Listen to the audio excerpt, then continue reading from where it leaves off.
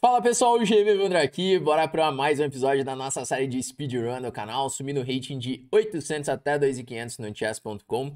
E eu quero aproveitar esse início para já te fazer uma pergunta, você que sempre acompanha aqui os episódios, você acha que é melhor ir até os 2.500 ou até os 2.200? Porque eu sei que a grande maioria da galera que acompanha aqui no canal os episódios está ali na faixa abaixo dos 2.000 de rating. Então, eu penso que acaba sendo mais interessante ficar jogando nessa faixa, até os 2.000.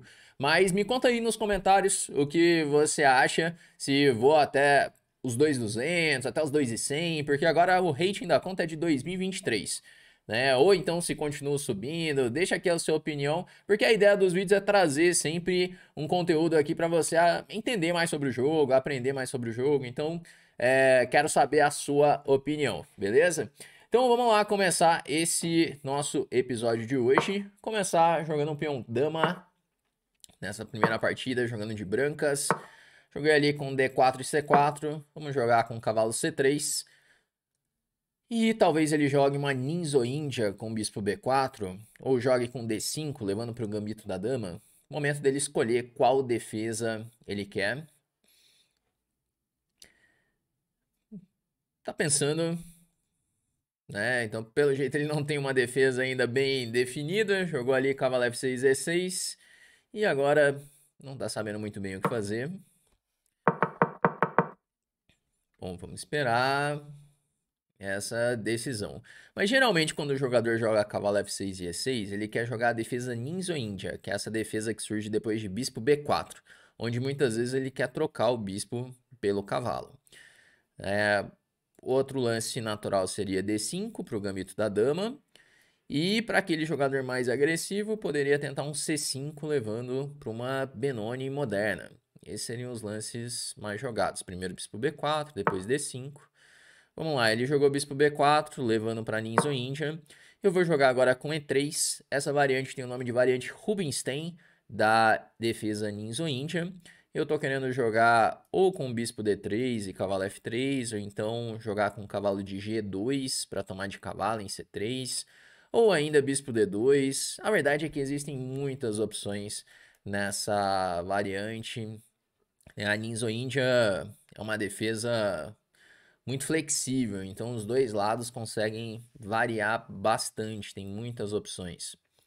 Inclusive, essa é uma das defesas mais clássicas, assim, você quer aprender sobre xadrez mesmo, estratégia, jogo posicional, jogar Ninja, estudar Ninja é algo que faz você melhorar não só a abertura, mas seu jogo como um todo.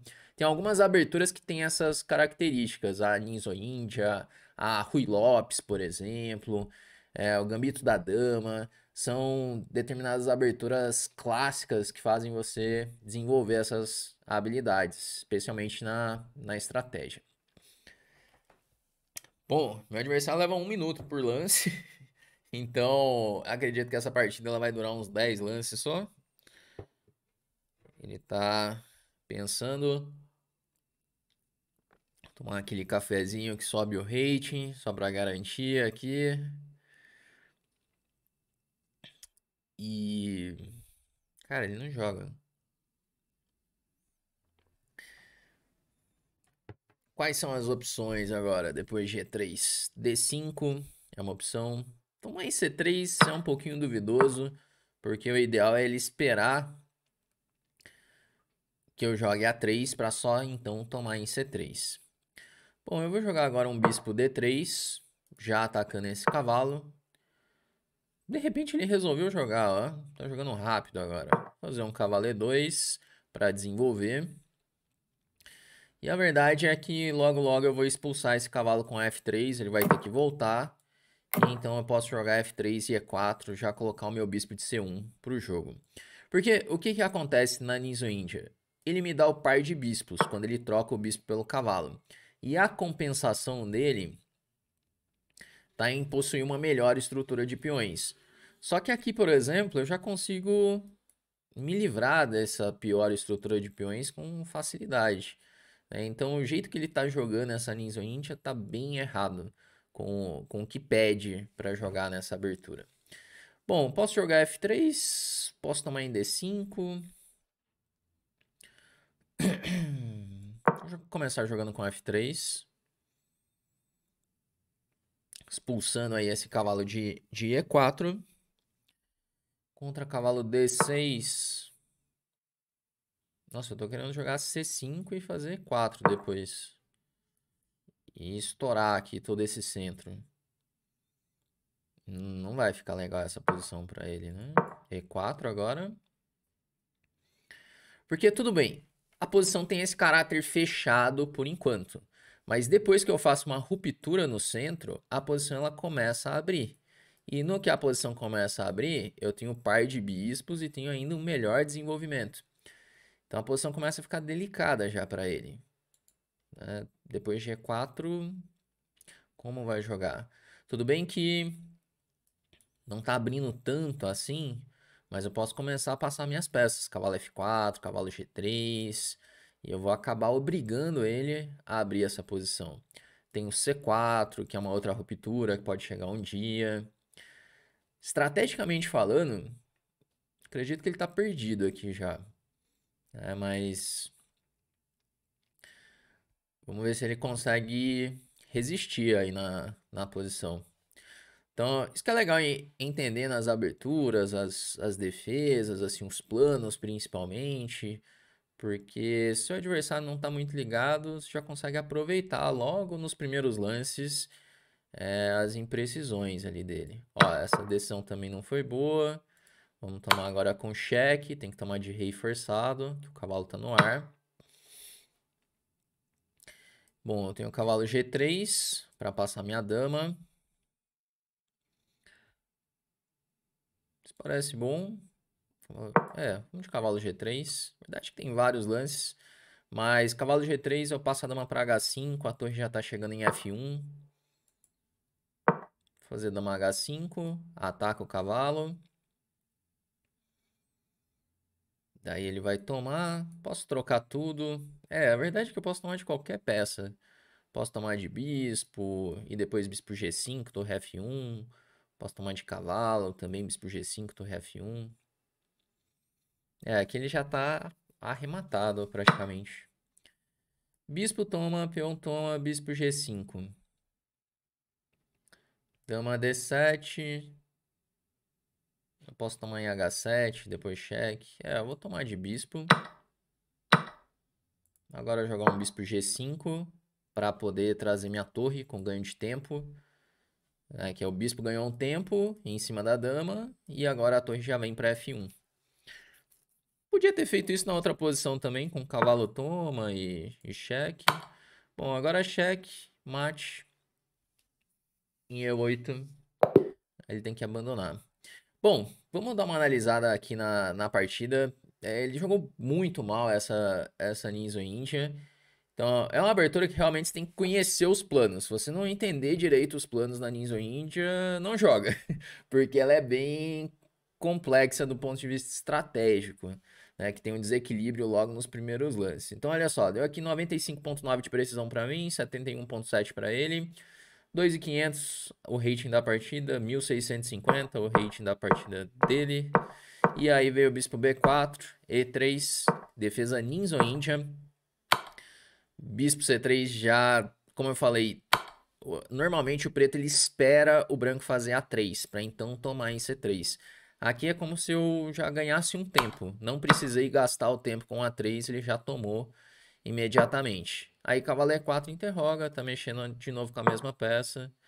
Joguei bispo D3, dama G4 ele acha ainda melhor. Já ataca o cavalo, ataca G7. Foi meio preguiçoso meu bispo D3, velho. Daí jogou D5, cavalo E2. E aí mais um erro. O F5 enfraquece muito a posição. É aquilo que eu falei outro dia, gravando um episódio aqui que eu joguei uma holandesa. O F5 é um lance que costuma enfraquecer muito a posição. Caso E5 fraca, o rei fica mais debilitado também. E aqui o momento seria o momento mais instrutivo da partida, abrir a posição. Então, se você tem o par de bispos, o que você quer fazer é abrir linhas para esse par de bispos jogar. E para isso, é preciso fazer uma ruptura no centro. Então, esse eu acredito que seja o momento mais instrutivo mesmo.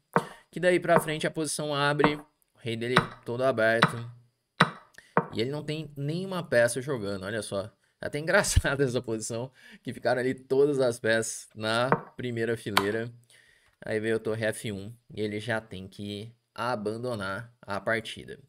Bom, a abertura pegou bastante aqui para ele, né? Então, desde os princípios, quanto entender mais sobre a defesa que ele jogou. Né? Então, se de repente você não quer passar por isso nas suas partidas, eu quero aproveitar para te apresentar aqui a nossa escola de treinamentos de xadrez, que é a Chessflix, onde você tem aulas comigo, com outros grandes mestres. E lá na Chessflix você pode aprender desde os princípios. Você viu que o adversário cometeu aqui vários erros relacionados aos princípios do jogo na abertura. Então, seguindo ali as nossas trilhas de treinamento, você tem uma série de aulas e exercícios sobre os princípios do jogo. E então você já está preparado para aprofundar nas aberturas, como por exemplo na Ninja Índia, né, que é uma das aberturas, uma das defesas que faz parte aqui do nosso acervo de aberturas, né? Onde você tem acesso ali a um curso completo com as principais variantes da defesa Ninja, tá? É uma defesa difícil de jogar, mas é uma defesa que você pode jogar pro resto da sua vida se você aprender ela, tá?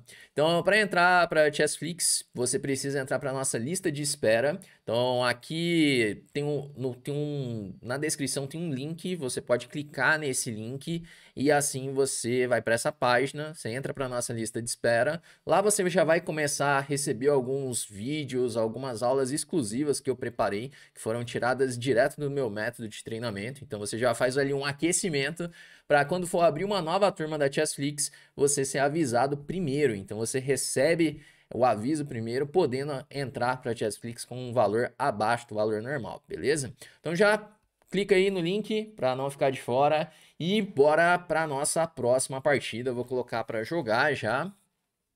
Segunda partida jogando agora de pretas. Vou jogar com E5. Italiana, Rui Lopes. Ó, jogou uma Rui Lopes. Vou jogar com A6, perguntando aí o que quer fazer com o bispo. E agora bispo E7. Jogar super clássico, aqui levando para variante Tigorin da Rui Lopes. Por enquanto meu adversário jogando bem teórico, né? Isso aqui é tudo teoria da Rui Lopes. Geralmente jogam H3 para evitar justamente essa cravada. Dá para jogar D4 também é uma opção. Só que com D4 ele tem que lidar com essa cravada do bispo em G4, que eu fico pressionando D4. Por isso que hoje em dia o mais jogado é o H3. Bom, agora eu posso... Como que joga essa variante mesmo? Deixa eu lembrar um pouquinho aqui. Que eu posso jogar tomando e D5, é uma ideia. E eu posso jogar tomando e cavalo A5, para jogar com C5 depois. E acho que tem mais uma ideia que é jogar um bispo H5, assim. Bom, vou jogar tomando primeiro. Acredito que é mais ou menos por aqui. E vou jogar com D5, vai. Já atacando o centro. Que aí quando ele fizer E5, cavalo E4, cavalo C3. Acredito que é mais ou menos isso. Eu posso tomar em C3, cavalo A5, bispo C2. Bom, vamos lá. Vamos aprendendo a posição na hora, no improviso aqui. Que essa é uma posição que não faz parte assim do meu repertório de aberturas, mas eu já vi bastante partidas, por isso que tem que ir caçando na memória as partidas que eu já vi, quais planos que eu já vi, que não é aquele tipo de posição que eu tenho tanta experiência, né? Bom, ele jogou aí com cavalo C3 e acredito que é isso, cavalo por C3 mesmo. Seria interessante jogar F6, mas F6 é aquele lance que é delicado de fazer. Vamos lá, fazer F6. Eu falo que é delicado porque tem essa pressão em D5 por conta do bispo. Até por isso, cavalo A5 é um lance a ser considerado ali. Mas jogar o F6, eu crio a ameaça imediata de tomar em E5. Não sei nem se é uma ameaça, pra falar a verdade, né? Ó, H3. Se eu tomar, ele toma de dama. Toma E5, toma... Vou jogar bispo H5. G4, acredito que é o lance.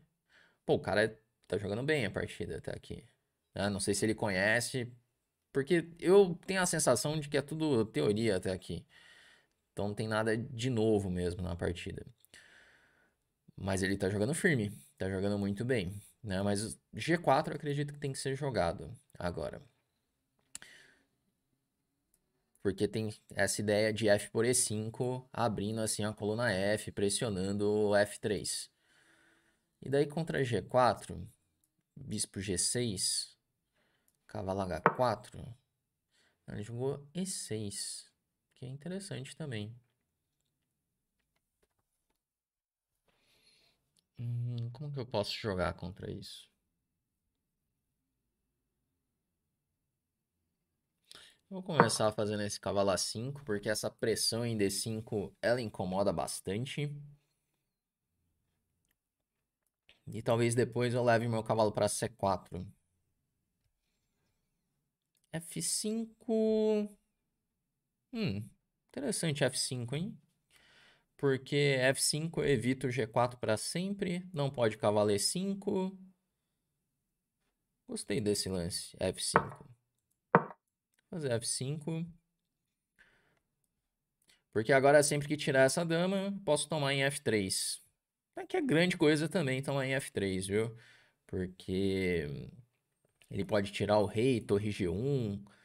Tem muitas partidas que acontece esse tipo de tema nessa variante. Agora, vamos passar esse...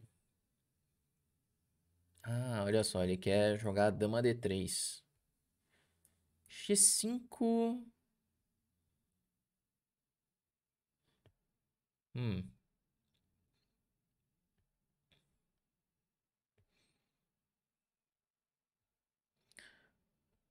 bom, passar o cavalo.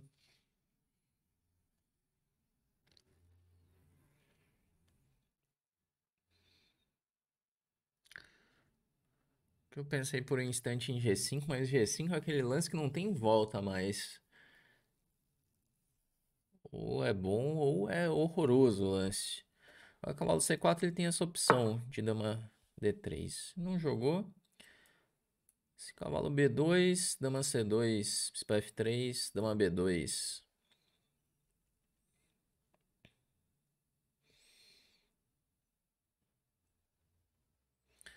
Ele meio que tá querendo tomar. Esse bispo D6. Toma, dama toma. Troca. Bom, momento crítico da partida. Eu tenho também a ideia de jogar levando o cavalo para E4. Deixa eu falar que eu gostei dessa ideia. Cavalo D6 para cavalo E4. Tô passeando aí com esse meu cavalo, mas se o cavalo chega em E4, tenho a sensação de que dá uma organizada boa nas minhas peças. Se ele jogar bispo E2 para poder tirar o cavalo para E5, eu faço cavalo E4. E aí não pode cavalo E5, que tem cavalo por C3. Pelo menos vai ter que gastar um tempo para resolver isso. E com o cavalinho E4, acredito que fica mais fácil de ganhar esse peão de E6. Porque o cavalo bloqueia e eu posso passar a torre, por exemplo. Torre F6 pode ser uma ideia. Porque esse peão, ele é uma força, mas é uma debilidade também, né? Então, se eu consigo cercar bem esse peão de E6, eu posso ganhar ele. Agora, por outro lado, também ele pode virar um tema tático, muitas vezes. Bom, ele jogou ali o bispo E2, que é um lance que eu tinha pensado. Já jogou o dama D3 rápido. E agora eu tava pensando em torre F6, para jogar a torre por E6. Se cavalo E5, torre, bispo E2. Torre E2, torre E6. Hum.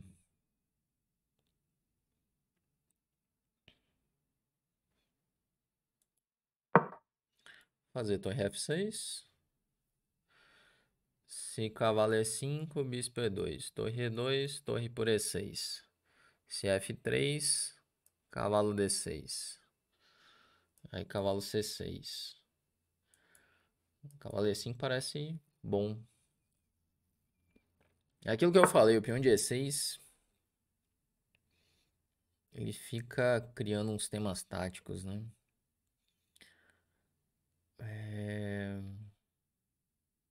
Pensando até em jogar bispo E8, viu?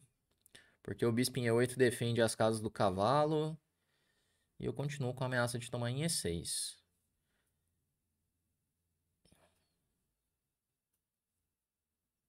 E se jogar F3, cavalo D6. Ameaça ainda tomar em E6. Tá. Vou jogar bispo E8.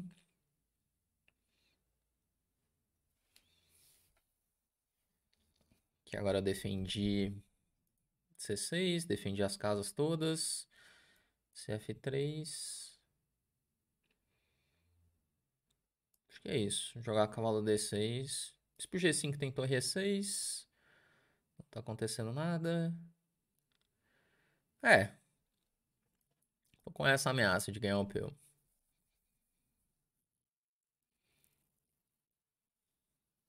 A4 não ameaça nada. Agora cavalo D6 era a ideia. O cavalo defende F5. E eu tenho a ameaça de ganhar o peão de E6. Princípio, tudo defendido. Como que ele vai criar contra-jogo? G4 eu tomo. Bispo G5 eu tomo. A4 eu tomo também. Bispo D1. Interessante. Torre por E6. Bispo B3. Eu jogo C6. Se tirar o cavalo, torre por E1. Vamos lá, jogar C6. Tentando consolidar a defesa de D5. Minha torre tá no ar, ela é um tema tático. Tem vários temas táticos, para falar a verdade. Então tem que ficar de olho em tudo isso. Então só não é tão simples ainda. Por G5. Pô, esse cavalo tá chato aqui, hein? O cavalo tá bem chato. Cavalo C4 tá caindo.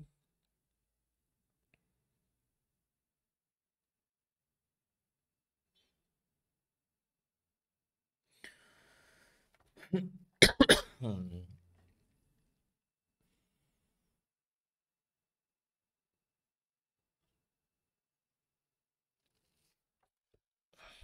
Nossa, posição desconfortável de jogar ainda, viu? Jogar bispo G5.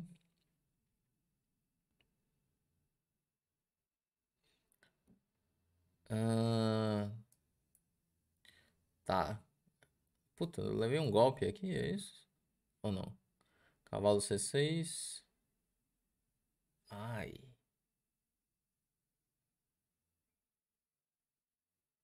Caramba, eu tô levando cavalo C6 aqui.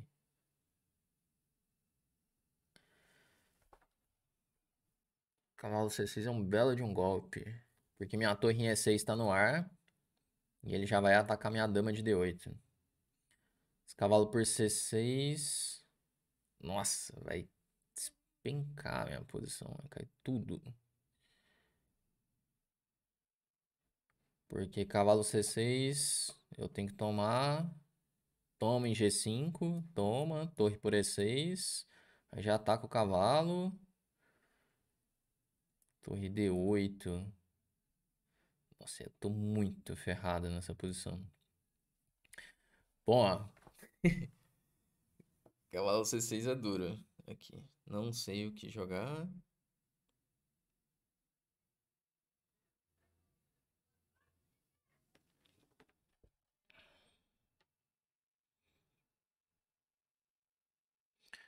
Bom, ele tá pensando. Ó, deixa eu passar o cavalo C6. Agora, pelo menos eu tenho um tempo pra tentar resolver isso. Então, assim, eu preciso defender essa torre de E6. Esse é o primeiro ponto. Minhas peças estão bem descoordenadas.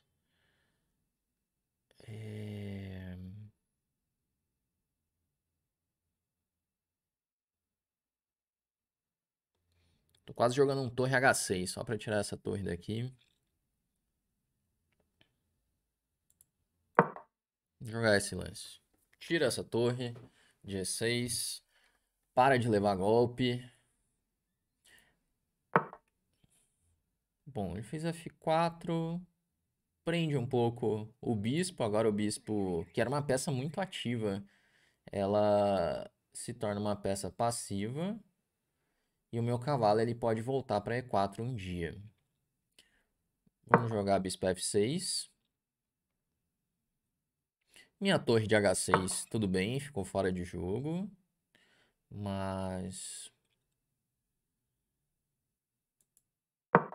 vou tirar o rei para H8. Mas um dia ela vai voltar. Eu tirei o rei para parar de levar os temas na diagonal também. E agora eu quero colocar um cavalo na casa E4. Que é o cavalo em E4, ele bloqueia os temas na coluna E. E eu vou começando a consolidar essa minha posição. Porque eu ganhei o peão de E6, mas a posição ficou muito descoordenada. O bispo atrapalhando, a torre atrapalhando. E a verdade é que o cara tava jogando muito bem até ali. Acho que agora que ele começou a deixar passar uns lances, né? Porque cavalo C6 aparentemente ganhava já. Cavalo E4 agora. Se tomar em B5, AB5, a torre começa a jogar. Com o cavalo em E4, ele tem que lidar com essas ideias de bispo H4, com a torre voltando para o jogo em algum momento.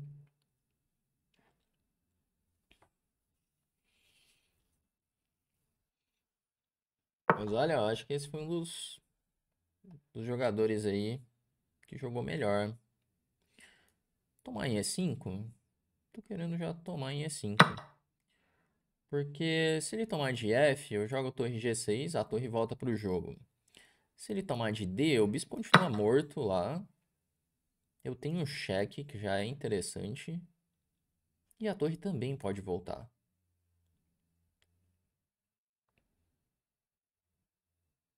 Tamo H4, é um lance. Vou jogar a torre G6. Se tomar em B5, toma tudo. Se jogar a torre A1, eu... bom, ele me deu a coluna. Porque se ele jogasse torre A1, eu ia tirar a torre pra B8. Se cheque... quase ele perde. Ainda tem rei F1. E por sorte, não tem nenhum arremate. Mas foi por pouco.